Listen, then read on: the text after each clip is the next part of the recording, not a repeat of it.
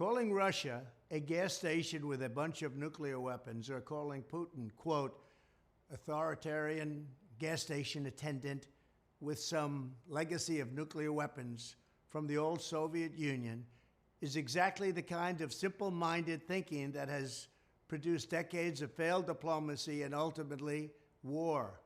And where is that war going? Those such as Mitt Romney and Ron DeSantis, very much alike, who insist on arrogantly treating Russia as deeply inferior to the other nations of the world, with no history or culture or pride, are not only ignorant and foolish, but their attitude makes it impossible to negotiate peace, absolutely impossible.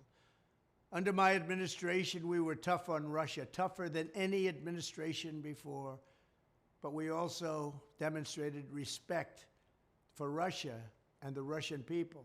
We demonstrated understanding for Russian history and the fact that Russia lost over 20 million lives in World War II.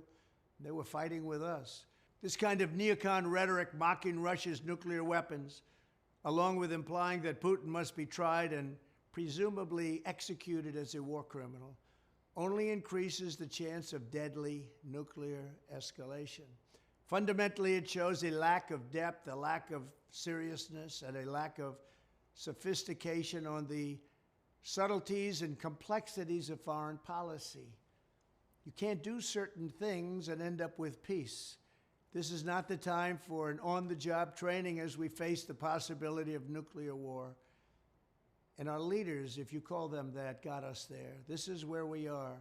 The word nuclear was never even mentioned during the Trump administration. Now it's being mentioned every hour of every day. We need a statesman and a peacemaker in the White House, not someone who recites mindless and recycled talking points to win the approval of the failed foreign policy establishment that didn't know what they were doing.